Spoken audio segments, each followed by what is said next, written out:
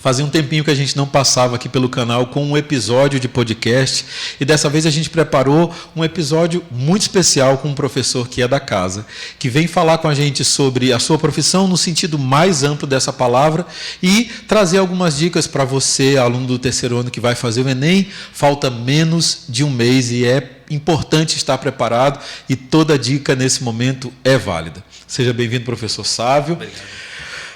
Eu já disse teu nome, mas eu preciso saber, eu acho que todo mundo também quer saber isso, como foi que a docência entrou na tua vida? Na minha vida, desde menino. Eu me vejo como professor desde a mais tenra idade. E contigo, como é que foi? Bom, primeiramente, obrigado pelo convite. Para mim é muito especial estar aqui. E trabalhar aqui também, para mim, tem sido uma experiência excelente. Bom, a docência, para mim, foi algo que surgiu. Não foi algo que eu sempre quis ser. Até porque eu era um adolescente mais tímido, tinha problema de dicção, né? Então... E o professor precisa se comunicar, né? Muito bem, muito bem. E eu tinha esse problema de falar em público, eu me sentia muito envergonhado.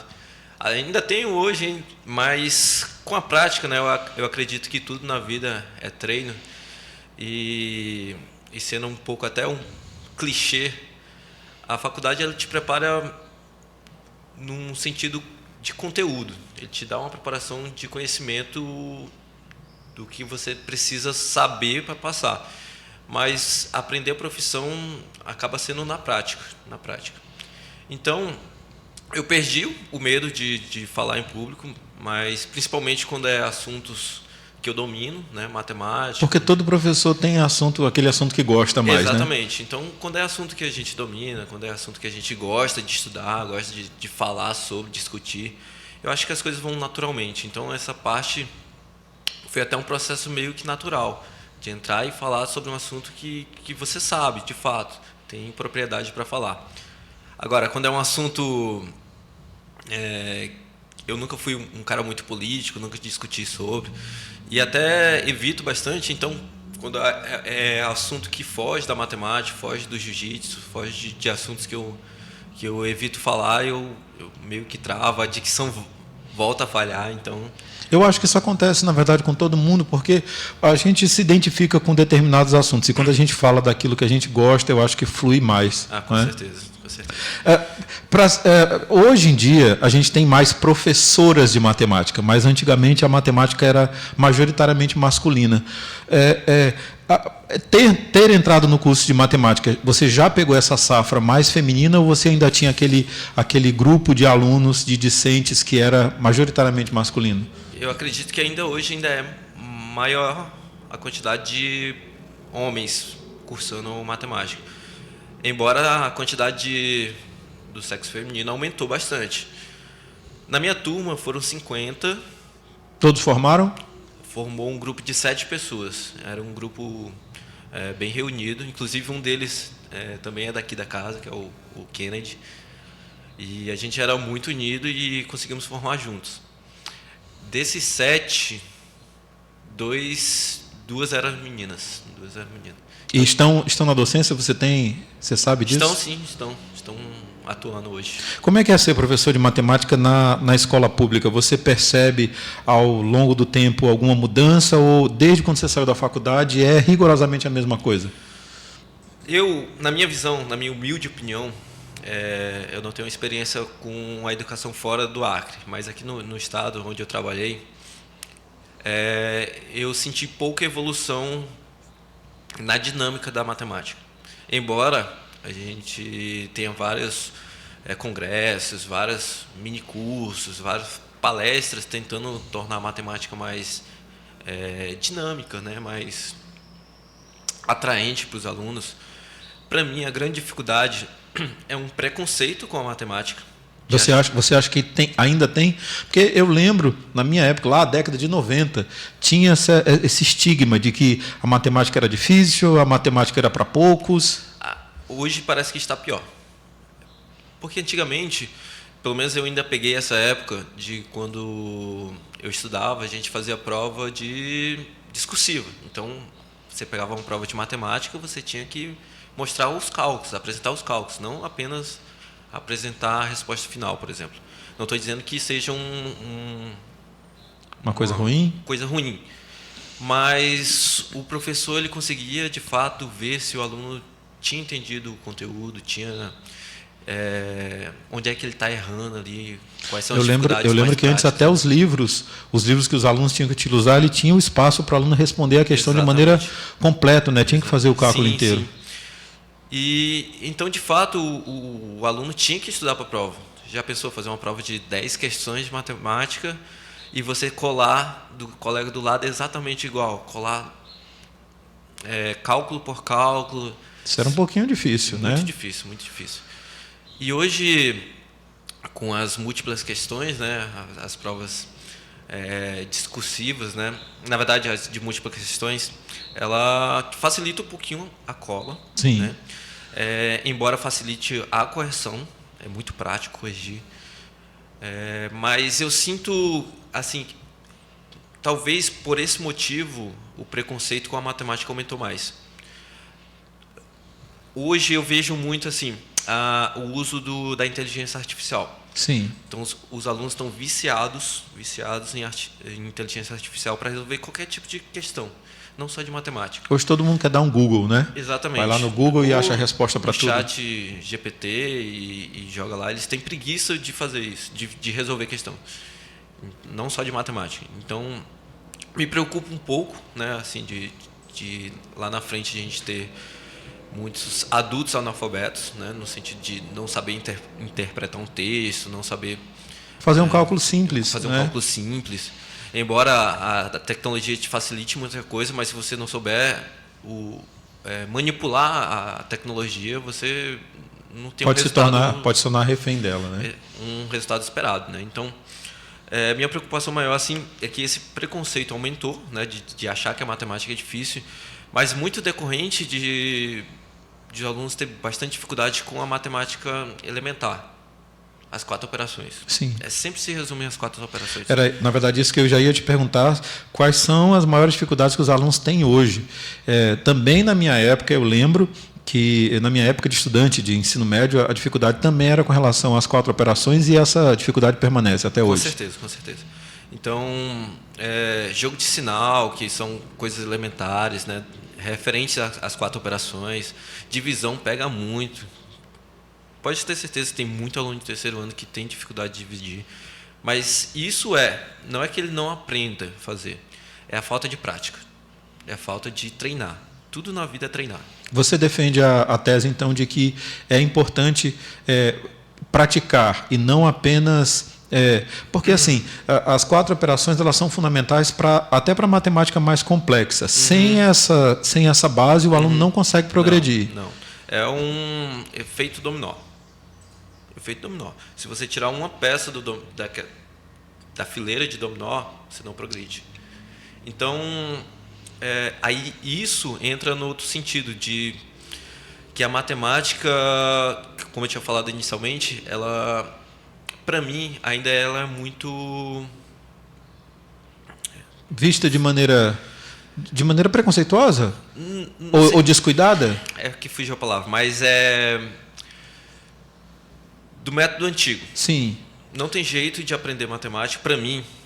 Até tem, se fosse um cenário perfeito, né, de os alunos colaborar, que os alunos soubessem as 4 operações, então a gente consegue aplicar aquela matemática dos sonhos, aquela matemática dinâmica, onde todo mundo é feliz, os pássaros cantam.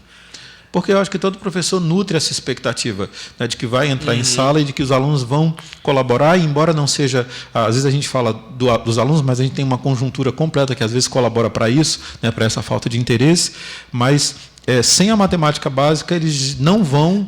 Não tem progressão. Não tem. Então, falta prática, né? Falta prática nesse sentido. E é nisso que eu me baseio.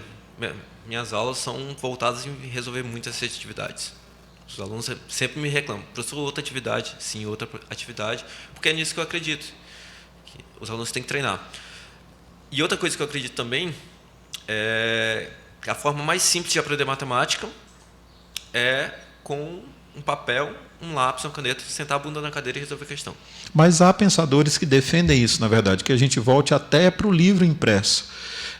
Porque, às vezes, esse apego à tecnologia, ao celular, eu não diria mais nem tanto ao computador, mas ao celular, vai criando uma preguiça mental que se expande para o corpo inteiro. Sim. Porque para você escrever um texto hoje de forma manuscrita, ou então para fazer um cálculo matemático básico, usando o papel e uma caneta ou um lápis, para alguns isso já é um desafio gigantesco. Não é? Com certeza. Então, a minha dica hoje para quem quer aprender matemática não adianta você, por exemplo, você está no terceiro ano, você vai pegar os conteúdos que o professor está passando. Dificilmente você vai pegar ali se te faltam as ferramentas. Um marceneiro, ele vai construir uma casa, se ele não tiver as ferramentas corretas, ele vai ter muito trabalho. Sai. Se pá, ele vai conseguir fazer, né? Sim. Então, matemática ele depende dessas ferramentas.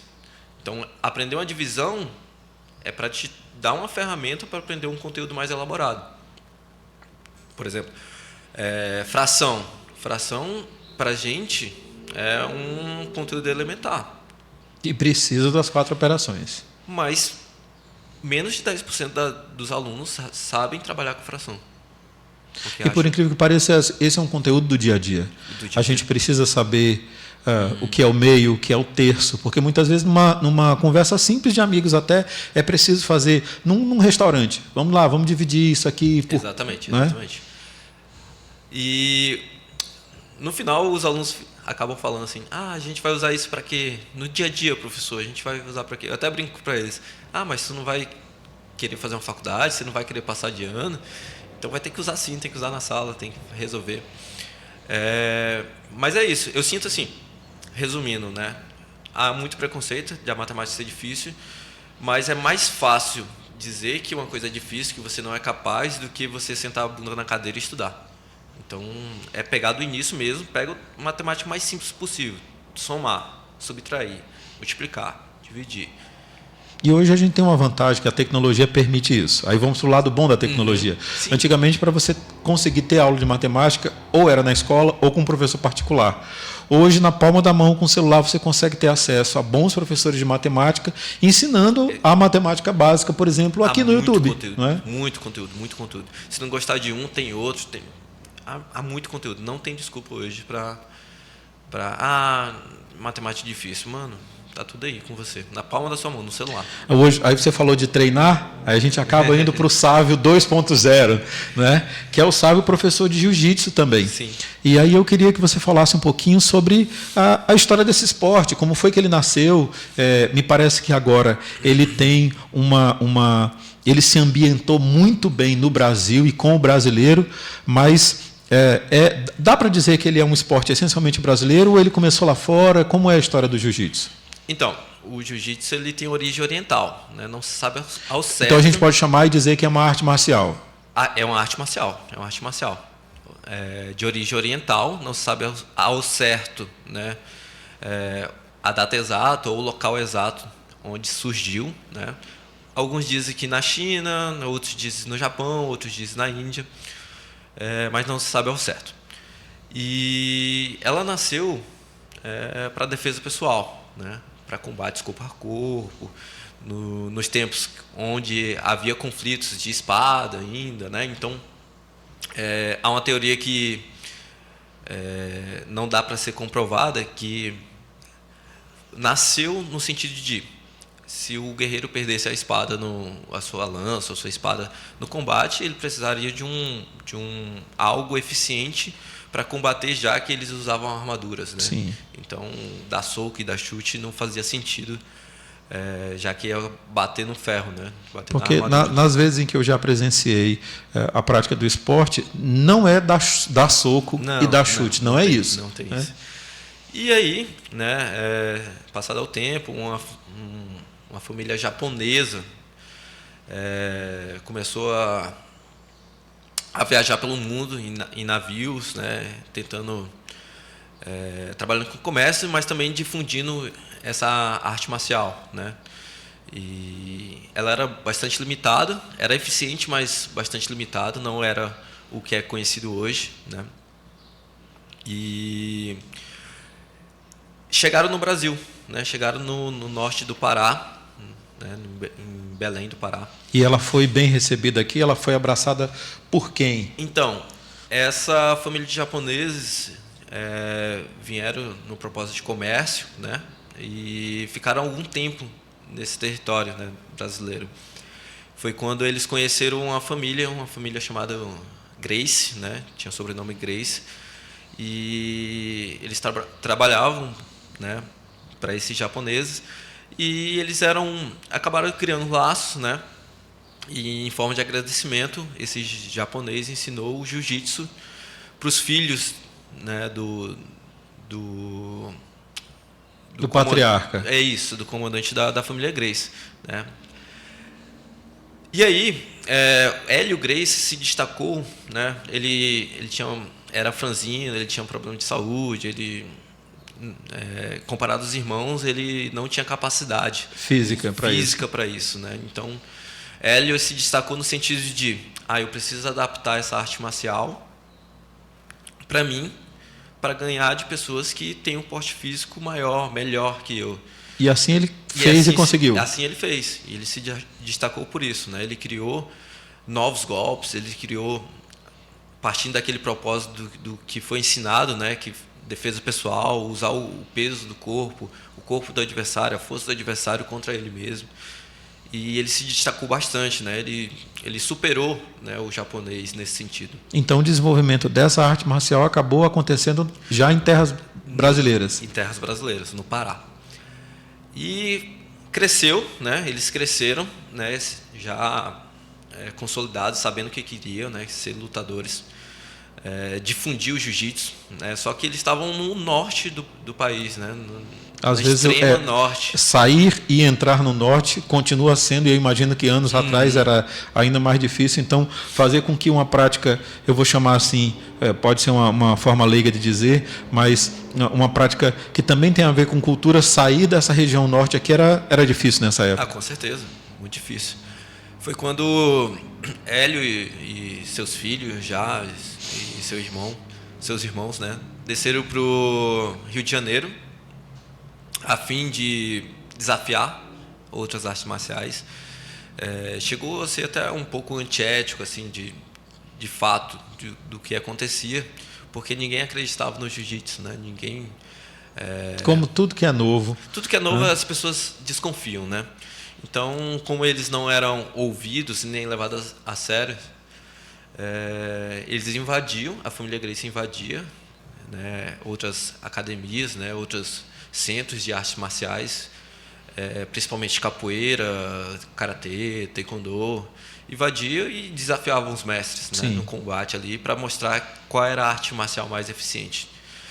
Em cima, na trocação, né, seja ela qual for, o taekwondo, a capoeira, obviamente as outras artes marciais iriam sobressair.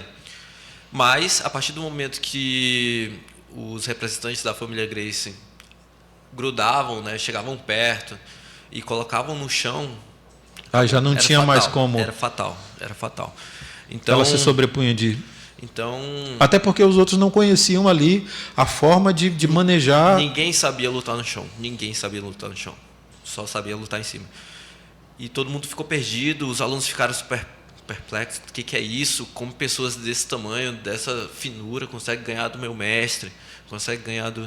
E eles foram muito efetivos, ganharam de todo mundo. Isso certamente deve ter despertado um interesse. Eu acho que o interesse nasceu aí... Exatamente. Eles foram muito bons nesse tipo de marketing. Embora um pouco antiético, né, de invadir o espaço dos outros e desafiar, né?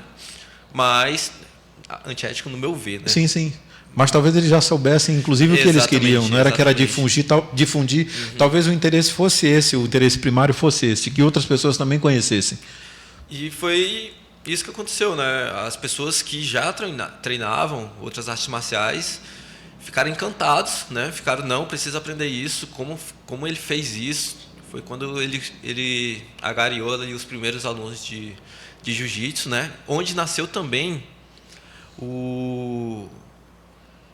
um evento especial. Eles conseguiram organizar isso, né, num evento onde eles criaram um ringue especial, já que o ringue de boxe, por exemplo, ele tinha ângulos retos, né, ângulos de 90 graus. Olha a matemática entrando aí, né? E aí, não permitia, o ringue do boxe não permitia a execução do jiu-jitsu? Permitia. Só que, como é um ângulo mais fechado, se um boxeador levasse o jiu-jiteiro para o canto, pro canto do ringue, o jiu-jiteiro ficaria mais preso. Sim.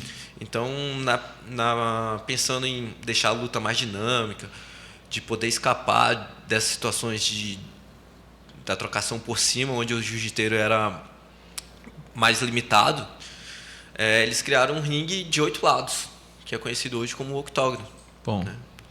Com as grades ali, que era mais eficiente, já que, como tinha luta no chão, as cordas ia deixar os lutadores passar por baixo, né? Ia escapar do ringue.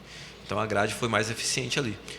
E nesse evento, né, qualquer pessoa, qualquer que quisesse desafiar, né, outras artes marciais, poderia se inscrever e mostrar de fato quem era a arte marcial mais eficiente, né?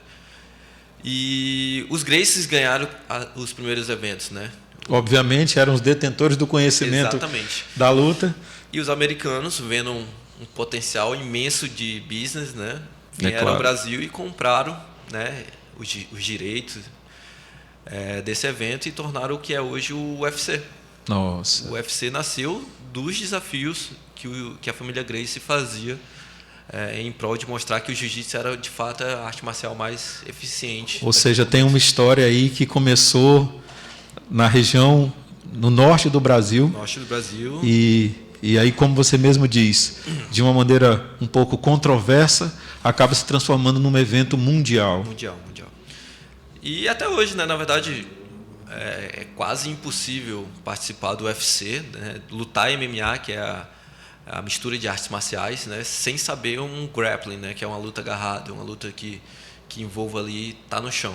Então, aquilo que a gente assiste, às vezes até sem saber, o jiu-jitsu está lá, presente. Com certeza. Os atletas que não sabem jiu-jitsu normalmente pecam por isso. E se dão mal. Existe, então, hoje, trazendo para a nossa realidade, um interesse muito grande aqui no Brasil. A gente conversava, antes de iniciar a entrevista, sobre essa história de que hoje o jiu-jitsu brasileiro é chamado de... Brazilian Jiu-Jitsu, é o BJJ. Né? Então, aqui no Brasil a gente conhece como jiu-jitsu, simplesmente. Mas fora é BJJ, Brazilian Jiu-Jitsu, o jiu-jitsu brasileiro. Por conta das características que a luta tem, que são próprias daqui e que vão também para o exterior? Sim. Embora o jiu-jitsu tenha origem oriental, 99,9% do jiu-jitsu que é conhecido hoje, dos golpes que são conhecidos hoje, da base do jiu-jitsu que é conhecido hoje, foi a família Gracie. Então é por isso que eles denominam o jiu-jitsu brasileiro. Né? Embora qualquer lugar do mundo hoje, qualquer lugar do mundo que você vá hoje, tem praticante de jiu-jitsu. Tem algum brasileiro que foi, inclusive ainda é muito respeitado, um faixa preta brasileiro, ainda é muito procurado, né, muito valorizado mundo afora, o jiu-jitsu brasileiro, faixa preta. Para dar aula, principalmente? Para dar aula, né? Qualquer lugar do mundo que você vá hoje tem jiu-jitsu, tem academia de jiu-jitsu. Eu acredito que é o esporte que mais cresce no mundo, né? Eu posso estar enganado, mas se eu não me engano, eu tinha visto algo sobre isso, né? Uma pesquisa sobre. Não posso falar de certeza porque... Claro, sim. Mas essa arte marcial, a prática do jiu-jitsu, me parece ser relativamente barata. Assim, o custo dela não é caro, no sentido de você não precisa de um equipamento, como, por exemplo, na academia. Uma academia, sem os equipamentos, ela é apenas um prédio. Já no caso do jiu-jitsu, o custo para a prática dessa atividade ele é relativamente baixo, não é? Então, na verdade, era o contrário.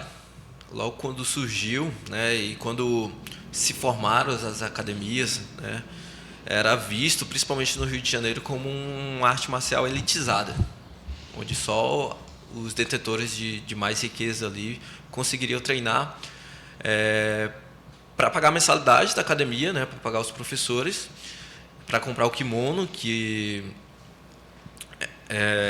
Para quem recebe um salário mínimo, é caro. Sim. É caro. Mas, ao longo do tempo, o jiu-jitsu se tornou muito democrático.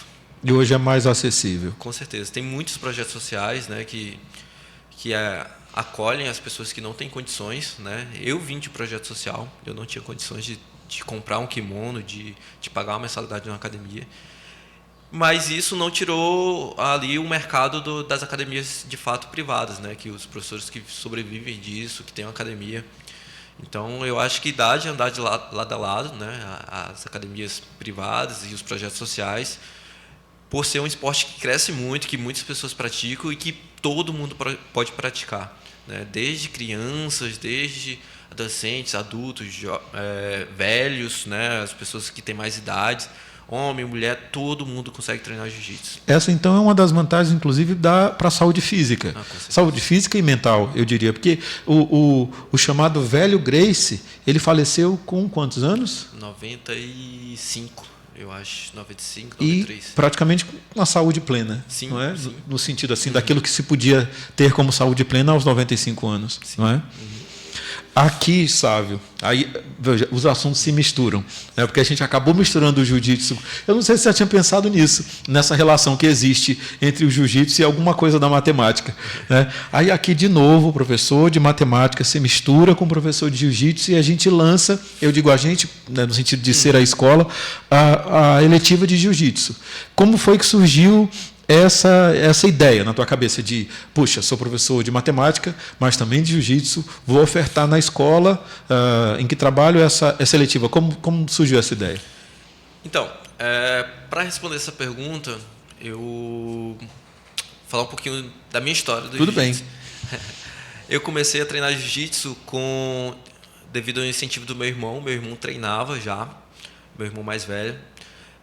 A gente começou a treinar num projeto social que havia numa escola, né? A escola Armando Nogueira, em 2010, professor Roda, né? Então a escola cedeu um espaço para o professor, tinha um tatame lá pequeno, mas tinha, e a gente ia lá treinar, né? O professor... Você viu teu irmão e disse, vou também. Então, o grande preconceito de quem não treina jiu-jitsu é a parte do agarrado, né? Porque é uma arte marcial que, de fato, visualmente, ele não conquista aluno. Sim. Uma pessoa leiga que chega ali e vê um pessoal agarrado é muito estranho.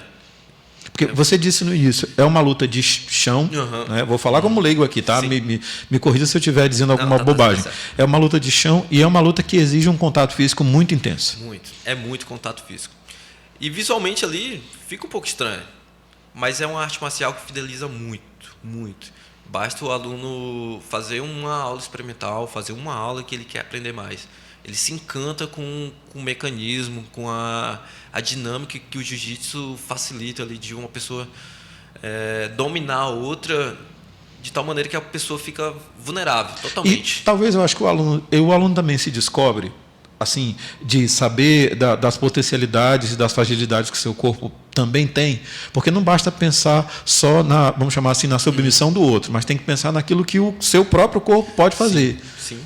Isso certamente gera um encanto naquele que começa a praticar, não é? Com certeza. Talvez a dinâmica do jiu-jitsu, por ser uma arte marcial ilimitada, que todo dia pode nascer uma posição nova, um conceito novo, te dá muitas aberturas. E isso facilita a democracia do jiu-jitsu, de onde todo mundo pode treinar. Tem pessoas que não têm tanta flexibilidade, mas ele consegue adaptar alguns golpes para ele. Coisas que a pessoa, por exemplo, gordinha não consegue, mas tem coisas que o gordinho consegue fazer que o magrinho não consegue. Sim, e lá vamos nós caminhando para outro lado da conversa. O jiu-jitsu tem categorias, não é? Sim. E nessas categorias, de novo falando como leigo, me corrija, o peso do competidor é levado em consideração, porque Sim. Isso é importante. Na verdade, o jiu-jitsu, por muita gente praticar, né, embora seja o principal objetivo a defesa pessoal, acabou se criando também o lado competitivo, né, o lado esportivo da arte marcial, né? Tem o esporte e tem a arte marcial. E muita gente hoje participa de competições. E a competição é dividida por três categorias ou grupos? Ele usa idade, peso e faixa. Então, existe essa subdivisão? Existe. Para então, competir. Por exemplo, eu estou na categoria até 70 quilos. Né? Eu luto na categoria até 70 quilos, que é a chamada pena. Só luto com faixa preta, que é a minha faixa. Né? Só luto com faixa preta. E só luto na minha faixa etária também, de 18 a 29 anos, que é a categoria profissional, né? A categoria adulto. Então, sempre tem essa divisão de peso. Então, por exemplo, para quem é iniciante, se você, por exemplo, Vitor, está começando hoje, você iria lutar na faixa branca, na sua faixa etária, na sua faixa de peso. E na faixa etária? E na faixa etária. Né? Tem uma categoria ali de acima de 30 anos, já é conhecido como Master. Aí tem Master 1, que vai de 30 a 35, Master 2, sempre de 5 anos. Mas lá em 2010 o menino Sávio... Exatamente. Não estava em nenhuma dessas categorias, né? Eu ficava falando para o meu irmão, nossa, tu vai ficar agarrado com esses negócios. Foi um ano ele insistindo para eu treinar, quando de fato eu fui fazer um treino e nunca mais parei. Nunca. Então, em 2010 comecei a treinar, né, nesse projeto social, fiquei lá até o término do ensino médio, né, fiz primeiro, segundo, terceiro ano lá. E o início da faculdade também, né? Embora no outro ano que eu terminei o ensino médio, já estava na faculdade, né? Já fazia matemática. Continuei treinando lá até a minha faixa roxa, né? Eu peguei a faixa... Comecei com a branca, laranja, cinza... Aliás, branca, laranja, verde... Não vai errar não, que eles vão puxar a orelha. Laranja, verde... Sensei, como não sabe dessa resposta? Eu não lembrava as faixas que eu tinha pego. Tá bom. Peguei laranja, verde, azul e roxo. Foi quando eu fiquei nesse projeto. E aí, quando me surgiu a primeira oportunidade de ser professor na UFAC, me ofereceram um projeto social para eu dar aula de jiu-jitsu no espaço que era cedido na UFAC. Parece que as coisas sempre voltam para o mesmo lugar, né? As coisas têm que ser o que é para ser. Sim. E aí, nesse projeto social, eu fiquei 2 anos e meio, né? Foi quando teve a maior greve da UFAC, durou 5 meses. E a gente não pôde dar continuidade lá, porque o prédio deveria ficar fechado. Sim. E aí, comecei a treinar no Jacaré, né? Que é o... Era um outro espaço já privado, praticava. já privado. E eu fiquei lá da faixa roxa até a minha preta. Né? E logo após, né, pegar minha faixa preta, me surgiu a oportunidade de novo, né, de ser professor, mas agora de maneira privada, né, de ter minha própria academia. E nunca pensei em ser professor de jiu-jitsu, nunca pensei em viver do jiu-jitsu. Embora eu gostasse muito de competir, gosto até hoje, compito até hoje, eu sempre tratei o jiu-jitsu como um hobby. Eu treinava porque eu gostava de competir e sempre de maneira comutativa ali eu estava estudando, sempre Sim. estudei. Então eu terminei o ensino médio, terminei a faculdade, tinha começado o mestrado já, tudo treinando, tudo competindo, e minha visão ia ser professor de matemática, né? Passar no concurso e foi assim que eu fiz, né? Comecei a dar aula na rede pública de ensino, né? Foi onde a gente se conheceu. Sim. Lá no Rodrigues Leite. E acho que 5 anos depois, como professor de matemática da rede pública de ensino, me surgiu essa oportunidade. O fundador da Academia Atitude, né, estava indo embora, estava indo morar na Espanha, né? Surgiu a oportunidade para ele de morar na Espanha. E ele queria vender a academia dele, né? Alguém de confiança, né? E eu não fazia parte da equipe, né? Nunca treinei na Atitude, mas no meio ali do jiu-jitsu todo mundo se conhece. E ele acreditou em mim de uma maneira que eu não acreditava. Sim. Né? Ele viu um potencial em mim de confiar uma pessoa que não fazia parte da academia, de ser o líder da academia. Então ele me chamou para conversar, Falou, ó, Sávio, é isso, é tanto que eu estou pedindo, não estou pedindo um valor exorbitante, é um valor simbólico. E estou indo para a Espanha, essa é a academia. Ele foi e o menino Sávio... Exatamente. E é aquela oportunidade na vida que a gente, às vezes, não tem como objetivo, mas você está preparado. Você é o único capacitado para ter aquela oportunidade. Aquela oportunidade foi feita para você. E oportunidades assim você não deixa passar, né? Você não passa duas vezes. Você se agarrou a ela. Eu me agarrei, eu falei, sim, quero, me dá que eu quero. Eu não tinha R$1 no bolso para pagar. Tá. No dia, quando ele me fez o convite, eu já passei a treinar com ele, né? Sim. Para conhecer o pessoal, já me ficar enturmado. Eu passei 7 meses treinando com ele. E até um dia antes da gente fechar mesmo o negócio, né, de eu pagar ele, eu não tinha um dinheiro. Não tinha um dinheiro para comprar. Eu fiz vários empréstimos, minha mãe me emprestou dinheiro. E aí eu consegui. Eu falei isso para ele hoje, ele falou que se soubesse ele não tinha me vendido. Tá vendo? Mas agora ele não tem mais como se arrepender. E aí eu fiquei caladinho, não tenho dinheiro, mas eu vou dar um jeito. Até um dia antes eu não tinha. Aí eu fiz empréstimo, peguei com a minha mãe me ajudou bastante nesse sentido. Comprei academia, né?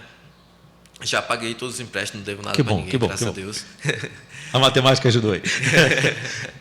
E hoje, minha renda maior é na academia. Eu ganho mais dinheiro sendo professor de jiu-jitsu do que sendo professor de matemática, né? Embora eu sempre falo, os meus alunos acham que eu sou rico, né? Sempre falo, professor, por que você está aqui ainda dando aula de matemática? Eu falei, não, mas porque eu gosto, né? Eu gosto de dar aula de matemática. Embora às vezes os alunos não colaborem, né? Sim, mas isso não abala o nosso sonho, a nossa vontade de ensinar. Não. Mas eu sempre brinco com eles, eu sempre entro na onda e falo que é para pagar minhas contas. Muito bem, eu acho que é também. E aí a eletiva? A eletiva... Sim, esqueci de falar da eletiva. Não vou deixar aqui, que eu quero saber como é que foi que ela surgiu. Então, pelo meu histórico, por isso que eu fiz questão de falar do meu início, né? Eu acredito que o esporte, assim como a educação em si, né? Ela é muito importante para a vida de qualquer adolescente que está formando ali o seu caráter. E dá até uma perspectiva, ou dá uma opção para esses jovens que ficam muito ociosos, né? Então eu acredito muito no esporte. Como foi para mim ter essa opção na escola, eu acredito que as escolas deveriam ofertar, né? Deveria ser uma lei estadual ou nacional, fazer parte da BNCC, né? do currículo nacional, uma opção de jiu-jitsu. Até porque nós somos, não pioneiros, mas somos os melhores, digamos assim. É tanto que todo mundo fora do Brasil elogia o brasileiro pelo jiu-jitsu. E por que a gente não aproveita isso? Por que a gente não pega a nossa matéria-prima, as pessoas que são capacitadas para um esporte que é tão valorizado fora e a gente não consegue valorizar aqui no nosso país? Eu lembro que dias atrás a gente deu uma entrevista para uma emissora de TV local e eles perguntavam exatamente isso, sobre como os alunos se sentem praticando essa luta. E eu, particularmente, percebo ali uma mudança de comportamento, um jeito mais centrado de agir, de ser, de falar. Então, concordo contigo quando você fala que isso deveria ser mais divulgado, mais expandido e, por que não, dentro das escolas, já que a gente consegue implementar tanta coisa boa, por que não implementar mais essa coisa boa? Uhum. Né? Talvez por uma falta de regulamentação. Se for preciso que um faixa preta capacitado faça uma complementação pedagógica, regulamenta isso, né? Coloca em lei, dê opção para essas pessoas alcançar os jovens, né? Então, se todas as escolas tivessem essa opção, não só o futsal, não só o vôlei, que é importante sim, mas a gente tem outras opções que nós somos bons também, nós somos elogiados lá fora, que é a arte marcial. O brasileiro é bem visto na arte marcial.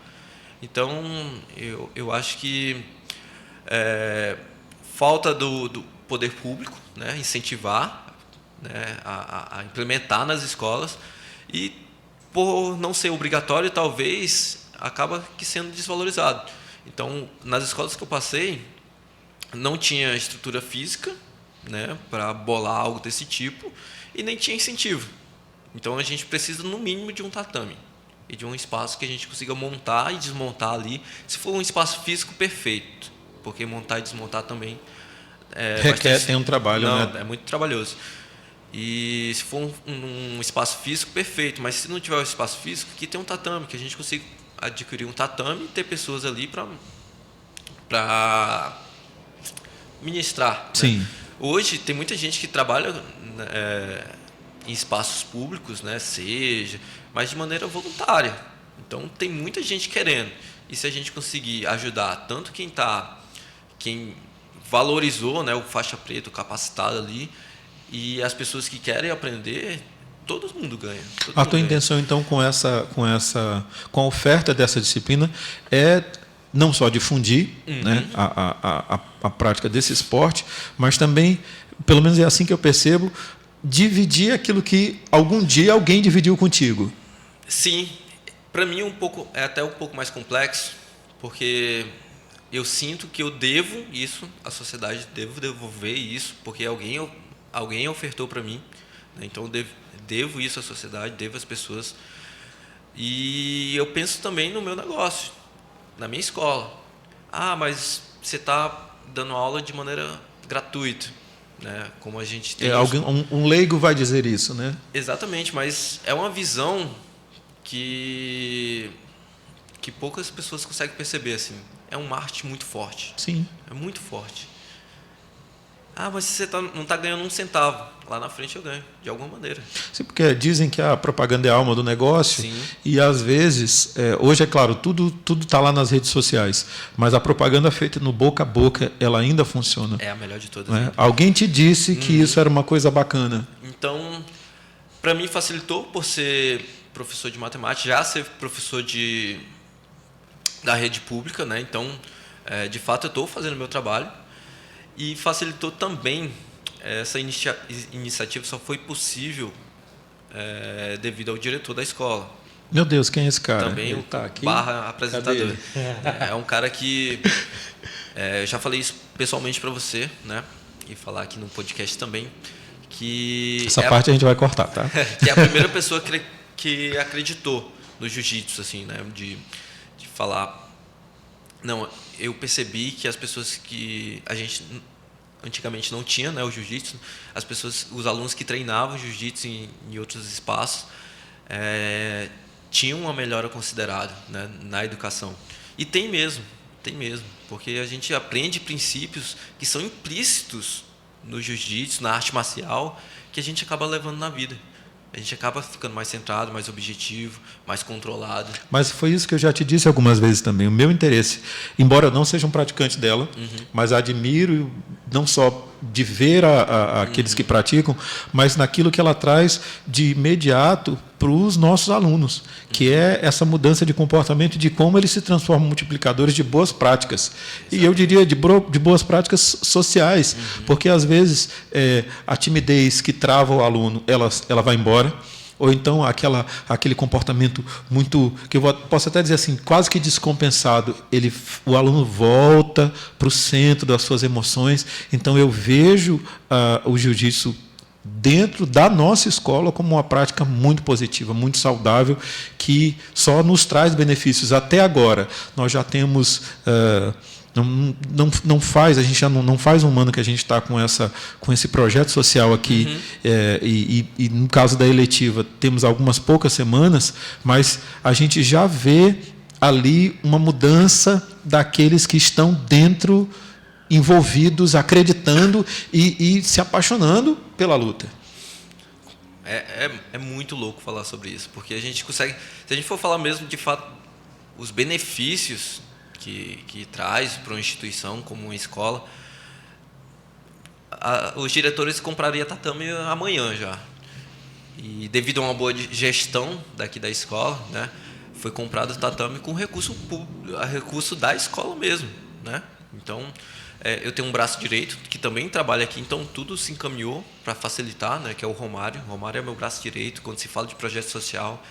eu deixo tudo por conta dele, tudo que ele decidir é lei, né? Ele só me informa. Então o Romário, que também é funcionário da escola, né? Ele mostrou interesse de abrir junto com você, né? De abrir um... Eu lembro que quando ele me falou sobre isso, eu tive um olhar assim um pouco preconceituoso também, né, por não conhecer.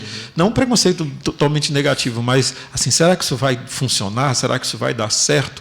Quando eu comecei a ver isso na prática, eu também fiquei me perguntando por que eu não fiz isso antes? Por que a gente não começou isso antes?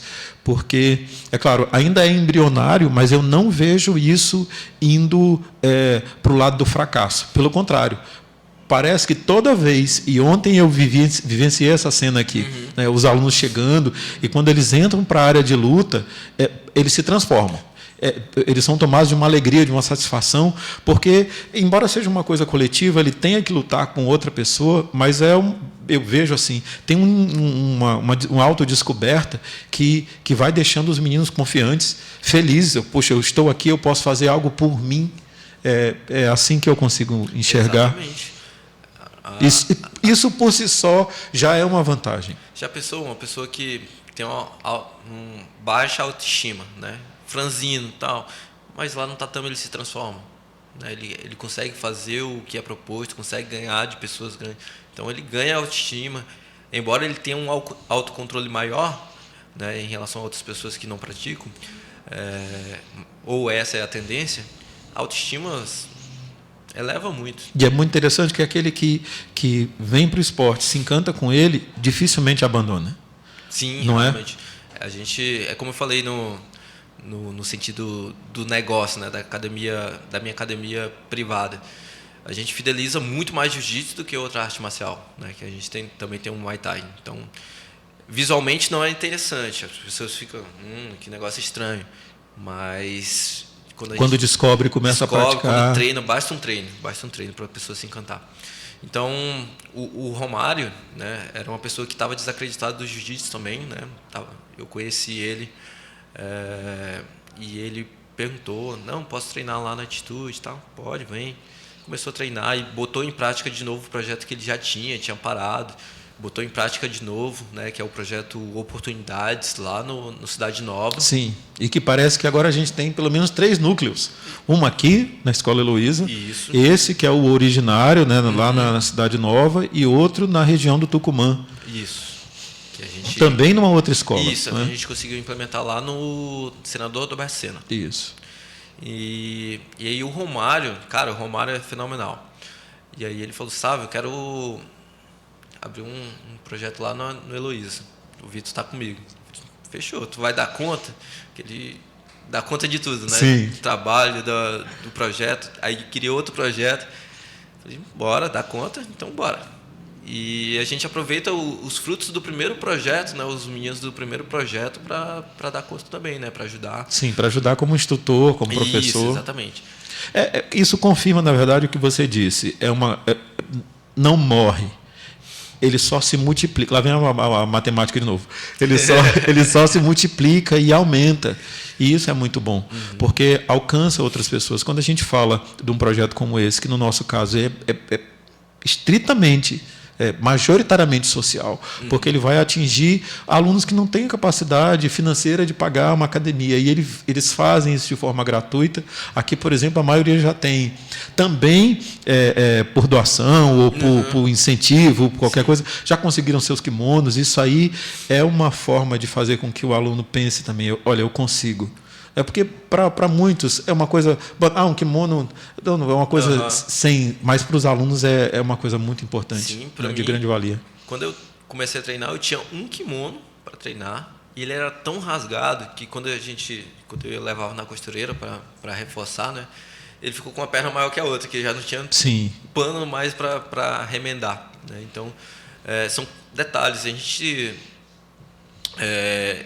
ainda está conseguindo recurso, né, para alcançar todo mundo que a gente quer, né? Então, comprar kimono, comprar recurso para todo mundo. Mas aqui a gente tem um espaço próprio, né? Uma sala de lutas que semanas depois foi visto que era possível aumentar, né? Não ia comportar todo mundo. Então, o diretor da escola aqui, ele cedeu 2 salas, né, para formar uma sala de lutas. O tatame gigante, um tatame novo, né, Eu acho que adquirido pela escola. essa é uma das vantagens do que o novo ensino médio trouxe. O novo ensino médio tem muitos problemas, mas ele permitiu essa diversificação. Porque esse espaço também acaba sendo usado pelos professores de educação física. Né? E vejam as vantagens que o jiu-jitsu... Só vantagem, por enquanto só vantagem. Que o jiu-jitsu também trouxe. Você consegue nos dar um spoiler de como você imagina que será a culminância dessa eletiva? Porque, assim, para quem não sabe, toda eletiva ela tem um encerramento. Vamos lá, para quem não sabe, vou lá eu contar agora a história também aqui. Né? A eletiva é uma matéria que faz parte do currículo que os alunos da primeira série do médio têm a oportunidade de escolher.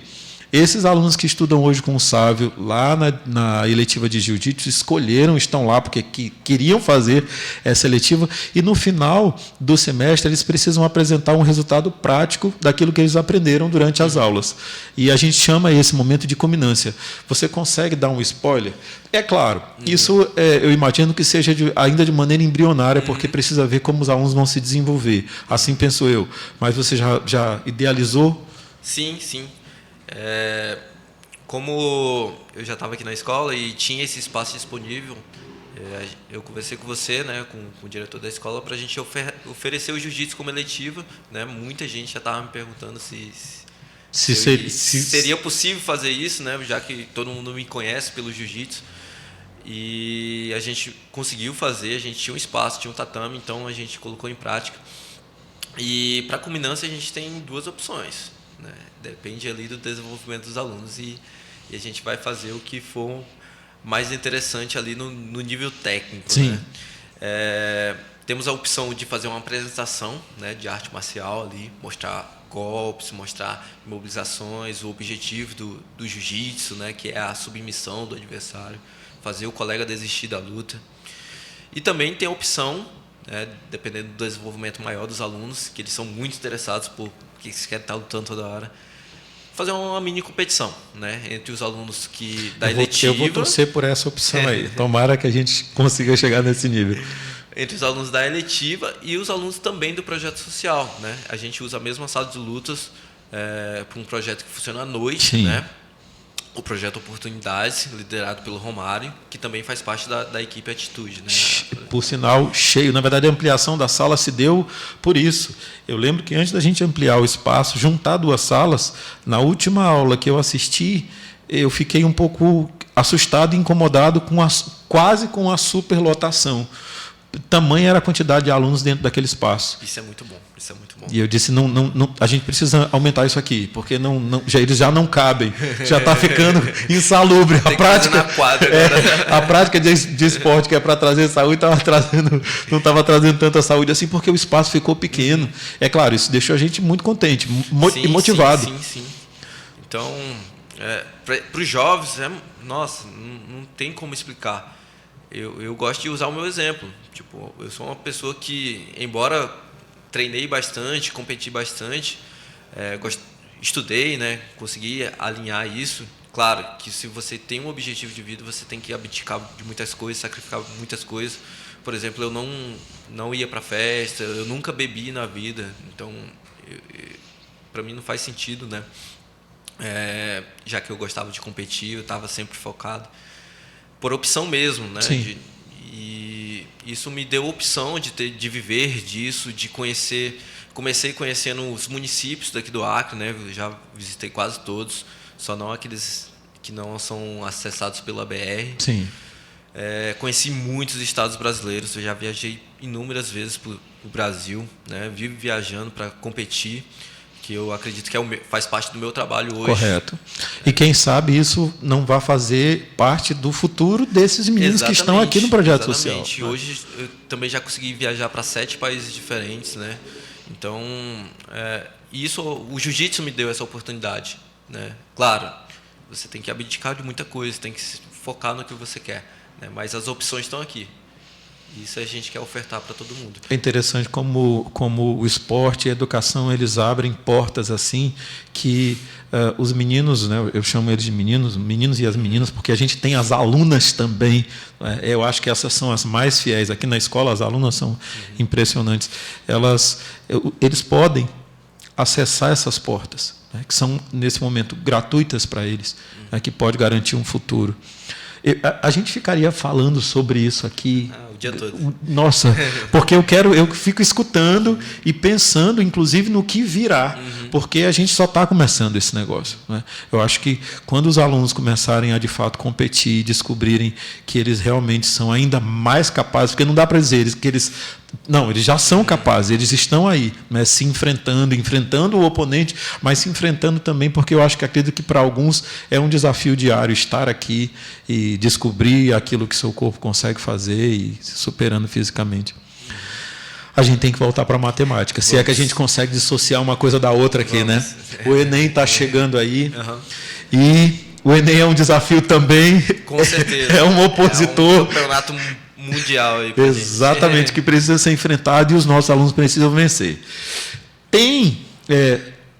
Meu Deus, eu não vou poder dizer aqui com certeza há quantos anos o Enem está aí, mas eu acho que já faz mais de 20. Meu Deus, se tiver. O Google está aí para nos dizer. Já deve fazer mais de 20. Aline? Vai, não vai? Deve fazer mais de 20 anos que o Enem está aí. E nesse tempo todo, existem alguns conteúdos que são corriqueiros. Porque a gente falou mais cedo sobre mudanças no ensino e no estudo da matemática, mas tem coisas da matemática que não muda nunca. Sim. Que é aquilo ali, que tem que se aprender, tem que se saber. Tem esses conteúdos, então, na matemática, que sempre cai no Enem. Sim, já foi mapeado aí, né? É muito fácil ter essas informações também, né? Então, a gente traz aqui a imagem dos assuntos, dos ramos da matemática que mais caem, né? Então... Olha só quem está na frente. Números e operações. Quando fala ali de operações, a gente está falando das 4 operações. 4 operações básicos, tá? E é claro que aí ela vai se elaborando, né? Vai se juntando com frações, com sistema de equações, equação do primeiro grau. Com assuntos mais complexos, né? E essas equações, primeiro, segundo grau, sistema de equações, depende exclusivamente das 4 operações, né? Das operações ali de somar, dividir, multiplicar, aí entra potenciação, radiciação. Por isso o percentual ali é tão alto, 33,7%. Então, o Enem ele valoriza muito as questões mais simples, né? As questões mais fáceis de resolver. Porque se você acerta as mais fáceis, tá tudo bem. Agora, se você acerta as mais difíceis e erra as mais fáceis, tem alguma coisa errada. Na verdade, o Enem ele tem um sistema próprio de correção. Às vezes tem alunos que acertam muitas questões e tem uma nota mais baixa do que aquele que acertou uma quantidade menor de questões, e é isso que explica essa nota, às vezes, mais elevada. Exatamente. É porque as questões mais valiosas são as mais fáceis. É o que faz sentido. E que demonstra que o aluno realmente sabe. E estudou para isso. Agora, se você acerta as mais difíceis, né, e erra as mais fáceis, tem alguma coisa que envolve ali as operações básicas, tem alguma coisa errada. Ou o cara chutou, ou o cara é muito bom de chute, né? Sim. Então não é coerente. Então as questões mais valiosas são as mais fáceis. Que envolvem exatamente esses assuntos. A gente tem até na outra imagem ali a porcentagem das questões de níveis que mais caem, né? Na tabela ali abaixo tem as questões mais fáceis, né? A porcentagem, as questões médias, que são as mais frequentes, as questões mais difíceis são as que têm menos quantidade de questões. Sim. Então elas valorizam ali as questões mais fáceis e de nível intermediário. Tem outros assuntos também. Sim, né? Dentro desses ramos aí tem os assuntos próprios, né? Que envolve equações, né? Ali em álgebras e funções, né? Nós temos onde entra equações, né? Quadráticas, as funções, entre outros. É interessante que em estatística e probabilidade o uso das 4 operações é fundamental. não é? São assuntos até do dia a dia. Né? A gente está no período eleitoral e aí tem as pesquisas, essas coisas todas, né, de verificação de quantas pessoas votam aqui ou lá, e o assunto estatística aparece lá pelo meio. Exatamente. Né? Em estatística, talvez o ramo da matemática que é mais aplicado no dia a dia ali, porque é a interpretação de dados. Sim. Então, qualquer profissão, em algum momento, vai usar ali uma tabela, um gráfico, e saber interpretar essas informações é fundamental. A gente está vivendo essa dificuldade climática agora também, e os aplicativos que medem a qualidade do ar, por exemplo, usam exatamente modelos matemáticos que consideram também a estatística para dizer hoje estará melhor, amanhã estará pior, tende a melhorar daqui a alguns dias. A matemática está em tudo. Em tudo, né? Às vezes a gente que não dá valor ali, não percebe ali, por ser tão óbvio ali, ser tão prático no dia a dia. Aí você preparou uma questão. Sim, trouxemos aí uma questão. Para ver, e é sistemas de equações. Que assunto é esse, na verdade? O sistema de equações, ele está ali naquela números e operações, naquela que é mais frequente, né, dos ramos da matemática. Sim. Então é uma questão considerada simples. Essa questão que a gente vai ver agora, ela não é difícil. É claro, ela vai exigir um cálculo. Sim, mas eu acho que talvez a maior dificuldade do Enem é ele mesclar ali os assuntos. Então, raramente você vai ver um assunto, uma questão de matemática do Enem contendo apenas um conteúdo, contendo só fração, por exemplo. Sim. Tem, mas é raro. Então, ele vai misturar assuntos. A gente pega o caderno, ele é dividido por áreas, mas o caderno de matemática, que é uma área específica de conhecimento, ele não tem uma subdivisão clara, e eu acho que nem deveria ter mesmo, né, do conteúdo que está sendo cobrado na questão. Às vezes, uma mesma questão tem vários conteúdos ali dentro. Né, exige do aluno saber de várias coisas. Então, essa questão está dentro daqueles números e operações, né?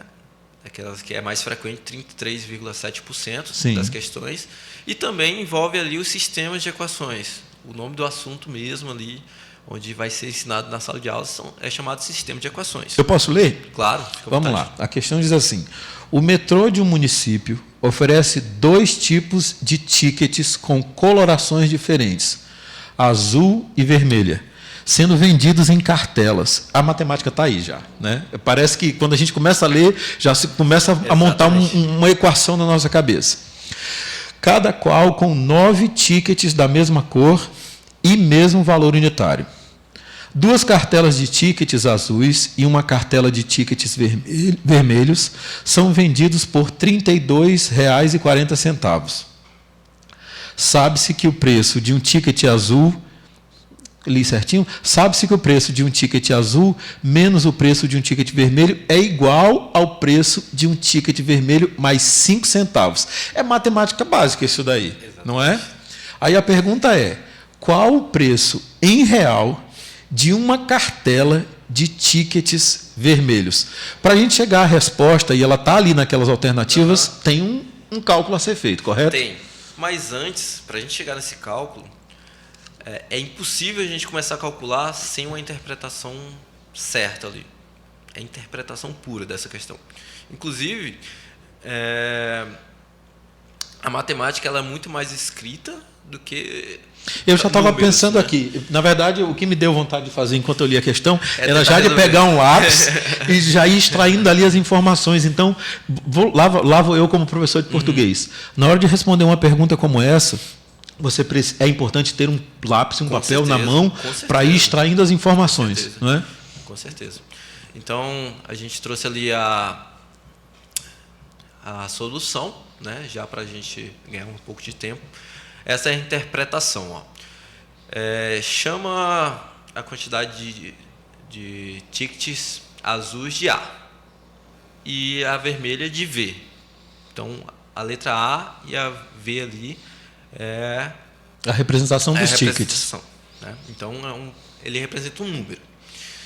Bom, foi dito lá que 2 cartelas dos tickets azuis, né? Cada um contendo 9, então são 18. Né? Certo. São 18 unitários ali.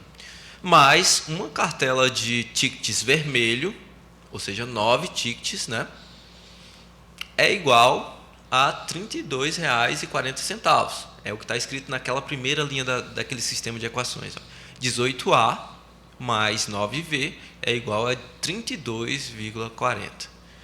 Então, cada cartela de ticket tem 9 unitários. Então, como são duas cartelas de tickets azul, cada uma cartela tem 9, então são 18. Tem que ser o dobro. Tem que ser o dobro. Então, 18A, 18 azuis, mais 9 vermelhos é igual a R$ 32,40. Ponto. Isso está na questão. Está na né? questão, escrito, está escrito. Isso a gente transformou essa interpretação de maneira matemática. Também está escrito lá na questão que a quantidade de tickets, o valor, né, de tickets azuis menos a vermelha é igual, ele usa exatamente essa palavra. Isso. Igual a quantidade de vermelhos mais 5 centavos. 5 centavos. Então é o que está escrito ali matematicamente na segunda equação do sistema de soluções, né? De equações, na verdade. Então a gente só reescreveu matematicamente o que estava escrito lá discursivamente. Não inventou nenhum dado ali, nenhuma informação. A gente só passou para o papel ali. Então ali a gente montou, usando a interpretação de texto, o nosso sistema de equação, né? E aí tem técnicas para resolver esse sistema de equação. Porque o sistema de equação, essa é a mais simples possível, que envolve duas equações e cada uma dessas duas equações tem duas variáveis. Né? Correto. 2 valores a ser descobertos ali, que é o A e o V. Você descobrir essas duas variáveis usando apenas uma equação é extremamente difícil. Te falta informação. Mas existem técnicas para você descobrir essas duas variáveis usando essas duas equações de maneira mais simples, né? Então a gente vai usar ali a técnica de substituição, né? A gente vai isolar uma das variáveis. E é mais fácil isolar as variáveis que estão sozinhas, aquelas que não têm números na frente, né? Não tem coeficientes na frente. Então, se a gente prestar atenção na segunda equação, que é A menos V igual a V mais 0,5, a gente pode isolar, por exemplo, aquele primeiro A. Que foi o que você fez ali. Exatamente. Já naquela observação. Isolando o A na segunda equação, é essa? Isso. Vulgarmente a gente fala passar para o outro lado. Tem uma técnica para isso, mas não compete agora. Senão a gente vai entrar mais meia hora falando. Então a gente pega aquele V que tem um sinal negativo na frente e ele vai passar para o outro lado da igualdade. Se ele vai passar para o outro lado da igualdade, você tem que fazer uma operação inversa. Então, se ele está subtraindo, e a operação inversa da subtração é a soma. Então, ele vai passar para o outro lado somando. Então, vai ficar assim, ó, A é igual a V mais V vai ficar A igual a V mais 5 centavos. Só que V mais V é igual a 2V. É 2V. Uma maçã mais uma maçã são duas maçãs. Pronto. Então, 1V mais 1V, 2Vs. É o que está escrito ali, ó. A é igual a 2V mais 0,5 centavos. Então, a gente conseguiu isolar uma das variáveis.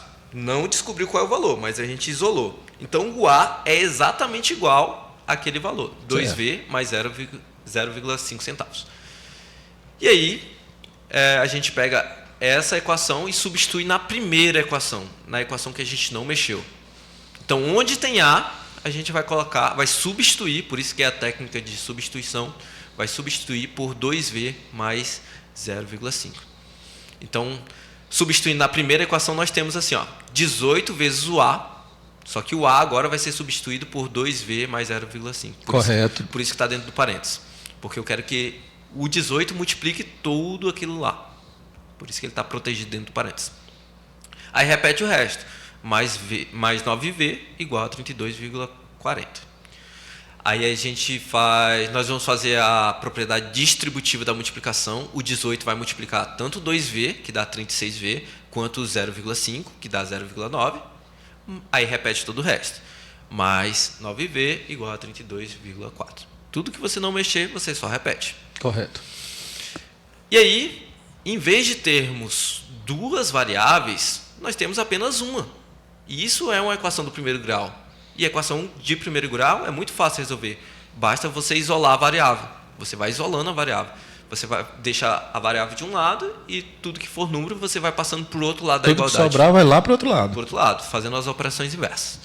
Então, 36V mais 9V, que são as que têm variáveis, dá 45V, igual a 32,4, né, 40, e menos 0,9, que antes estava do primeiro membro da igualdade, estava somando, passou para o outro lado subtraindo, e essa subtração vai dar 31,5.